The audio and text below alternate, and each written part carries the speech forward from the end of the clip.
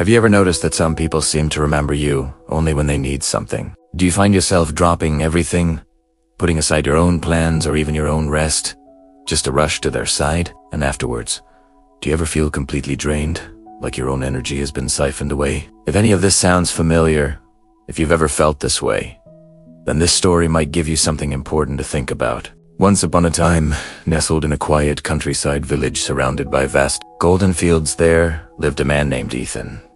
Everyone in the village knew Ethan. He was the one you could always count on. When a neighbor's cart got stuck in the mud, Ethan was there to help push it free. When a family's roof started to leak after a heavy rain, Ethan was the first one to arrive with tools and a helping hand. When someone needed advice, or simply a patient ear to listen to their troubles, Ethan's door was always open. Ethan genuinely believed that helping others was the right thing to do. It was his purpose, his way of contributing to the community. And for a long time, it felt good. It felt right. But slowly, almost imperceptibly, his own life started to take a backseat. The fence around his own farm remained unfinished, week after week. The paint on his own house was peeling, and the garden needed tending. His days were so completely filled with solving other people's problems that there was no time or energy left for his own. He was always busy, always on the move. But his own life was standing still. One evening, after an especially long and exhausting day of helping others, Ethan sat down for dinner. His mother, watching him with gentle, concerned eyes, finally spoke. "Ethan," she said softly, "you help so many people, and that's a wonderful thing. But do you ever rest for yourself? Do you ever take time just for you?" Ethan managed a tired smile and replied, "It's all right, Mom. I'm happy to help. Things will work out in the end." He truly believed it. He thought that if he just kept giving, everything would somehow fall into place. But one day, the sky turned to dark, angry gray, and a heavy storm rolled in, threatening the entire village. Without a second thought, Ethan rushed to help his neighbor, a young farmer with a large family, protect their harvest from the coming downpour. They worked frantically, side by side, securing the crops and reinforcing the barn. It was a long, harsh struggle against the wind and rain.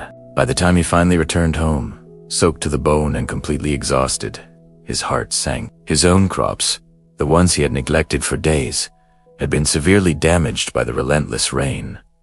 His own harvest was lost. Sitting quietly in his small, damp home, listening to the storm rage outside, Ethan felt a profound sense of emptiness. For the first time, he saw the true cost of his boundless generosity. He had saved his neighbor's livelihood, but had sacrificed his own. "In that kid, lonely moment," he realized with a painful clarity that something needed to change. His approach to helping wasn't sustainable.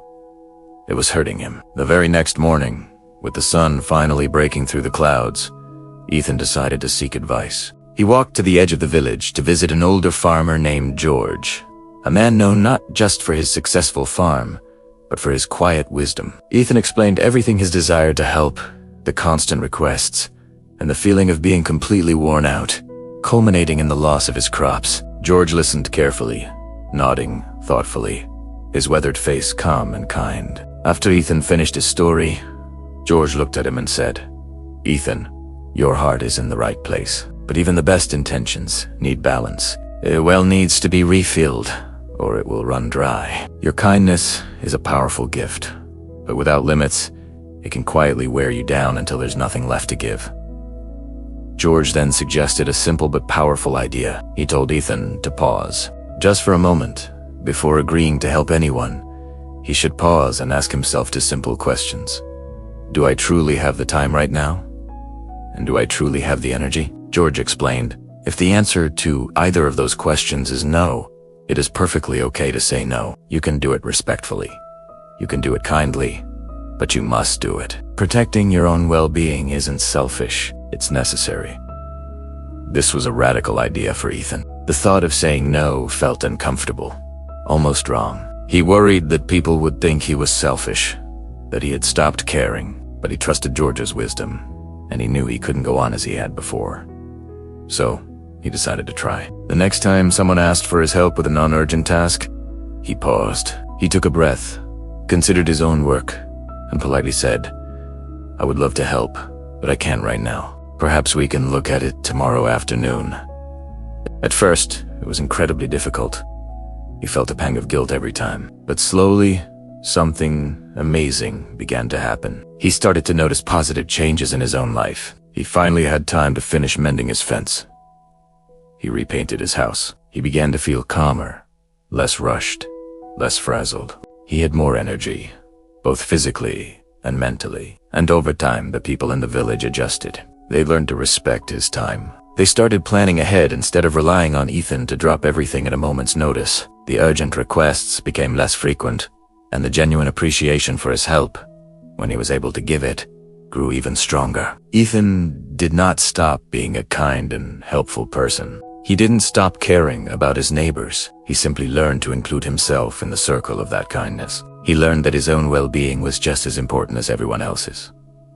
This story is a gentle reminder for all of us. Setting boundaries does not mean you care less. It doesn't mean you're becoming selfish or cold. It means you value balance. It means you understand that you can't pour from an empty cup.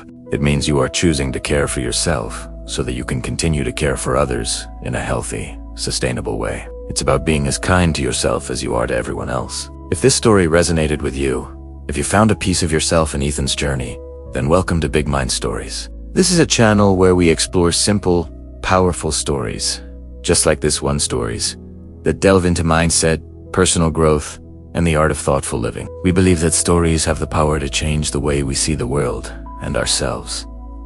Thank you for joining us today. If you'd like to explore more stories that inspire reflection and growth, please consider subscribing to our channel. Listen, reflect, and grow your mind one story at a time.